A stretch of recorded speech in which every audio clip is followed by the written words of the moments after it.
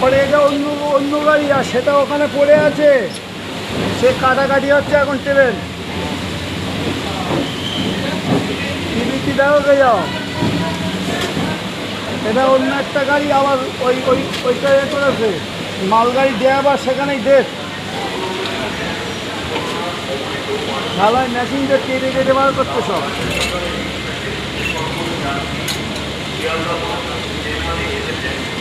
তারা পরিবহনের সহজীকরণের জন্য সরকারি ব্যবস্থা নিতে পারে।